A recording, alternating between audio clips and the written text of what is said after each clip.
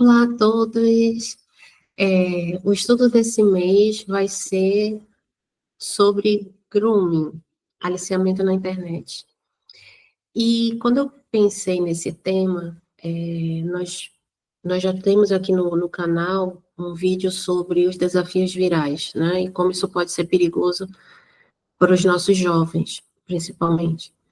Mas quando eu pensei nesse tema do grooming, porque eu vejo que são duas coisas muito ligadas. Os desafios virais, com os seus riscos, inclusive de riscos de vida, né? Algumas pessoas, inclusive, já morreram realizando esses desafios. E o grooming, ele é um tipo de morte também, porque ele ele afeta e ele causa danos emocionais, mentais, espirituais tão grandes que é um tipo de morte. E nós, como cristãos e como líderes e como pais, nós não podemos estar alheios a isso. E conversando com alguns pais, eu percebo que nem todos estão atentos e sabedores dos perigos que os filhos correm quando eles estão com o celular, um tablet, ou jogando online em casa. E por isso eu resolvi falar um pouco sobre isso, e eu espero que esse estudo sirva para você ser edificado e aprender um pouco, e que também possa servir de discussões nas igrejas sobre esse tema que é preocupante e importante que seja discutido.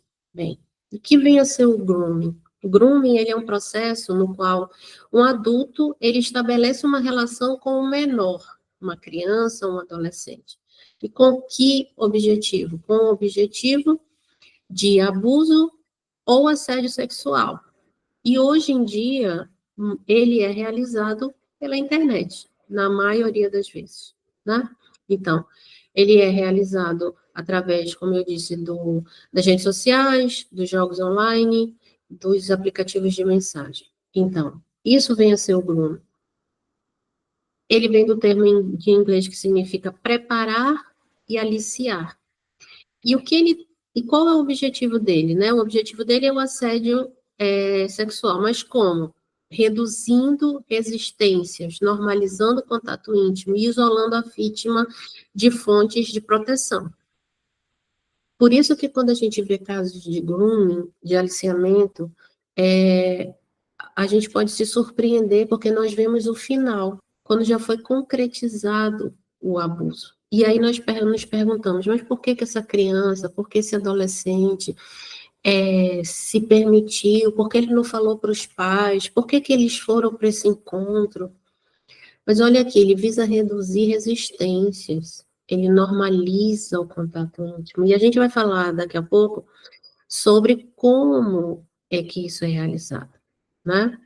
Então, ele pode ser realizado, como eu disse, nas redes sociais, jogos online e aplicativos de mensagem. Vamos lá falar da seleção da vítima, porque como é que ele escolhe? Não são todos, certo? Não são todas as crianças, não são todos os adolescentes que são escolhidos para isso. Então, quais são os critérios? Alguns deles. Crianças em estado de vulnerabilidade. E quais são essas vulnerabilidades? Baixa autoestima, solidão, ausência parental, necessidade de atenção ou pertencimento. Tá. Mas aí, alguns pais que podem estar ouvindo aqui podem dizer, mas eu não sou ausente da vida dos meus filhos, eu estou ali. Que bom, né? Que bom, porque isso é algo que já não facilita que o seu filho seja vítima. Mas também eu colocaria aqui excesso de tela. Quanto tempo seu filho passa na tela? Quanto tempo conversando com pessoas e consumindo conteúdos que você não tem total controle?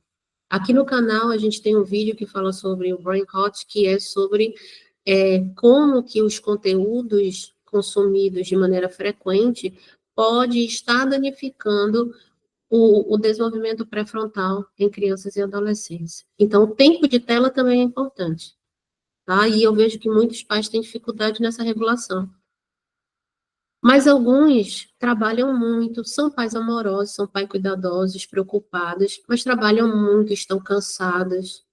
Eles também estão consumindo muita internet, isso também vale a pena falar. Eles também estão ali com o uso excessivo de rede social, de aplicativos de mensagem, e os filhos acabam também entrando na mesma dinâmica. Eu já vi várias vezes crianças sentadas em praças, por exemplo, e a mãe ou o pai, ou os dois, no celular, e a criança andando solta, sem atenção. Então, a gente também precisa prestar atenção no nosso comportamento e no nosso próprio excesso de consumo. Bem, então todas essas questões aí faladas, elas acabam propiciando que uma pessoa que dê atenção para eles ganhe protagonismo, certo? E aqui diz, o perfil da vítima é explorado por meio de conversas aparentemente inofensivas. Ele não começa já falando o que ele quer. Ele vai nessas brechas e ele vai dando aquilo que ele percebe que é a falta. Ah, você precisa de alguma companhia? Ele vai ser a companhia. A criança precisa de atenção, ele vai dar atenção. Então, ele se torna aquela pessoa presente. E aí vem a questão do ganho da confiança. Ele estabelece uma relação emocional, apresentando-se como amigo, conselheiro ou figura romântica. Por quê? Porque se tem isso aqui como falta, ele se torna a pessoa que supre a falta. É mais frequente que homens sejam aliciadores, mas existem casos de mulheres também que cometem o grooming. Então, é uma relação emocional. Ah, mas essa pessoa me ouve. Ah, essa pessoa me dá atenção, ela me aconselha, ela me entende, ela me acha bonita, ela me acha bonito. É, até porque nem sempre, e aqui a gente vai falar do outro ponto, né? Ele se apresenta como uma pessoa da idade que realmente ele tem. Às vezes ele se faz passar por uma criança, às vezes ele se faz passar por um adolescente. E até mesmo quando ele está programando para se apresentar presencialmente para a vítima, ele faz uma preparação de dizer, ah, mas você não vai se assustar. Ele assegura de que aquilo já não é um problema. Só que por que que já não se torna um problema? Porque já ganhou o emocional, já se tornou aquela pessoa importante de referência. E isso é muito preocupante, porque por que que um estranho se torna a referência dos nossos filhos, se torna a pessoa imprescindível na vida deles? Então, por que que os nossos filhos estão com falta? É importante que a gente pense nisso, né? E vem o isolamento, a vítima é induzida a manter o relacionamento em segredo, né? O abusador tenta afastar a vítima de figuras de autoridade e proteção, como pais e professores. Aí começa, você não pode falar, se falarem vão nos afastar, você não pode contar porque eles não vão entender o que acontece conosco, se é romântico o nosso amor, as pessoas vão se opor, você precisa entender que vai haver resistências, as pessoas...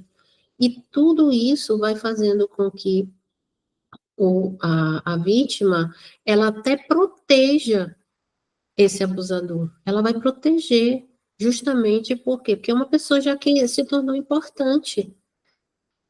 E a gente percebe como tudo isso é maligno, é uma questão do inimigo, porque ele, como eu disse, é um tipo de morte, né? Porque ataca as crianças, ataca os adolescentes, e isso produz marcas para a vida inteira. Quando o grooming, principalmente, ele é concretizado, isso causa marcas profundas, porque a criança ou o adolescente, a vítima, ela tende a se culpar pelo que aconteceu.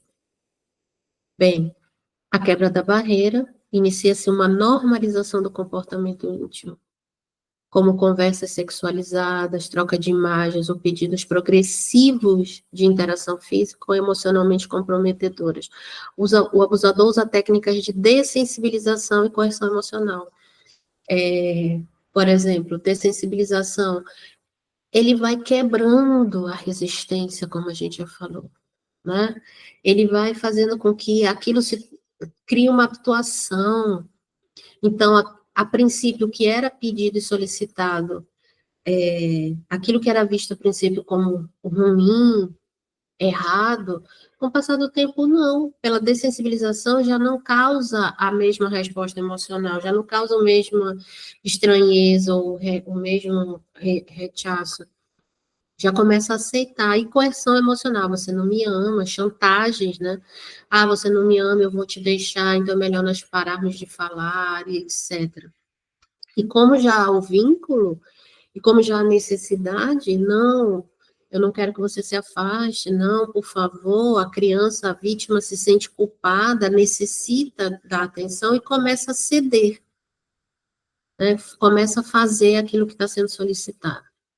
E quando a confiança está consolidada e a barreira psicológica foi quebrada, ocorre a exploração propriamente dita.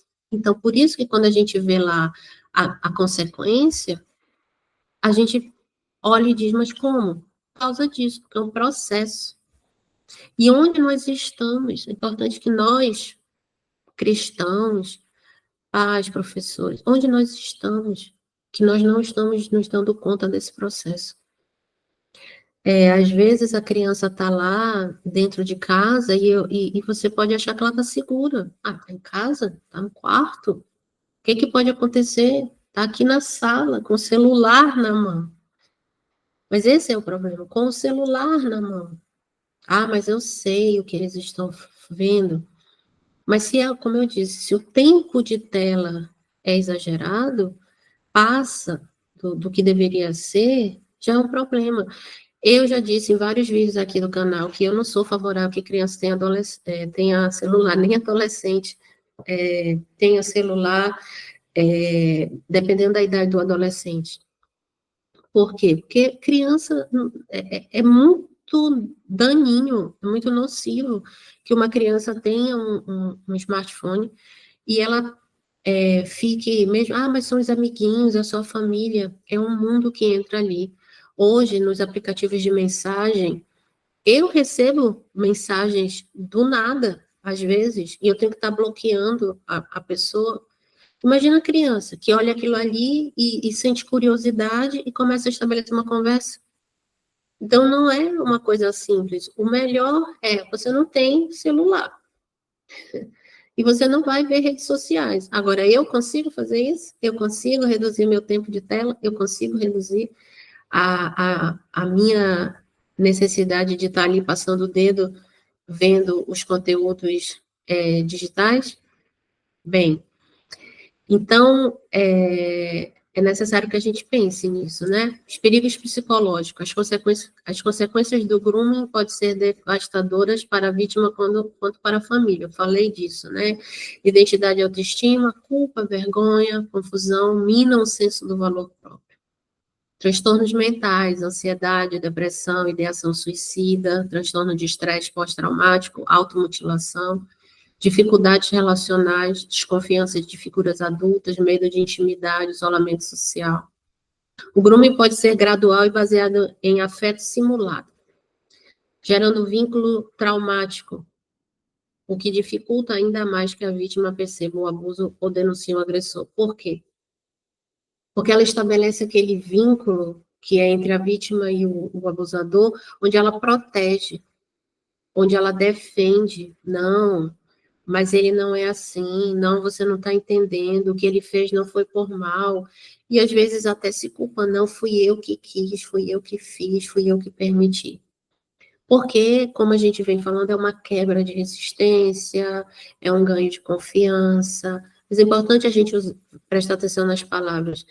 Ele é um afeto simulado, porque não é verdadeiro aquilo é para um objetivo, e o objetivo do aliciamento, do abuso, ou de conseguir as fotos, de conseguir os vídeos, para usos indevidos, para sites de pornografia infantil, é para isso.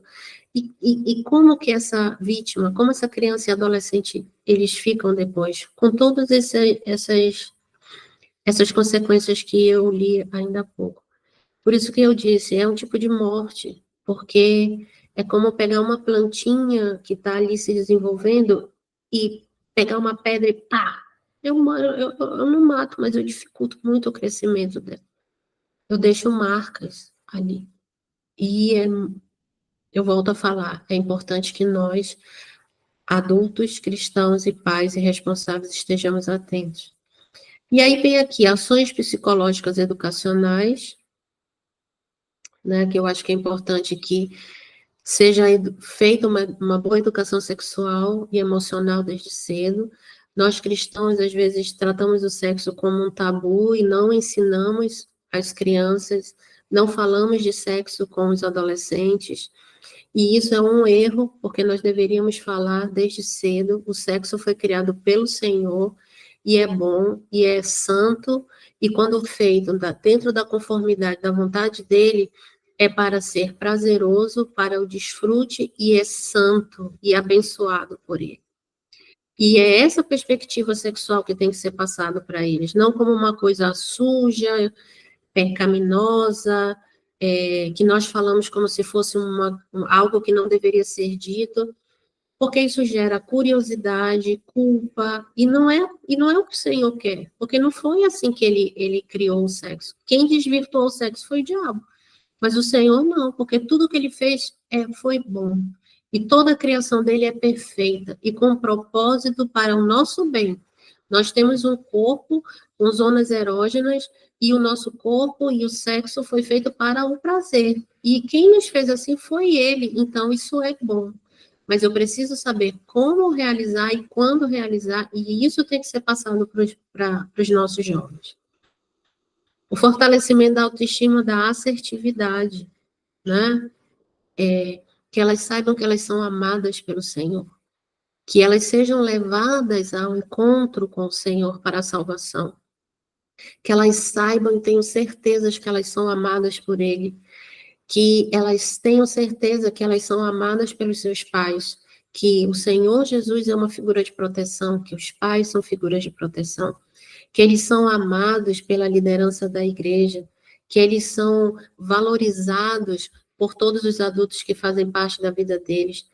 Crianças amadas, adolescentes amados, valorizados, seguros, não existe brecha para que nenhum aliciador entre e cause dano e traga morte. E aqui vem a participação ativa dos pais e responsáveis, né? Por isso, eu não posso estar alheia. Ah, mas como é que eu vou saber só pelos conteúdos? Não, os sinais. Crianças abusadas, crianças aliciadas, elas dão sinais, adolescentes também. O comportamento muda, nenhum comportamento muda do nada. Então, quando um comportamento começa a mudar, eu tenho que prestar atenção, mais tempo em isolamento, se tranca demais no quarto, muito tempo no celular, ansiedades, né? Não conversam, não falam, então, dificuldade no sono, problemas na escola. Eu sei que nos adolescentes, algum desses comportamentos que eu estou falando aqui, você pode dizer, mas isso daí é da adolescência.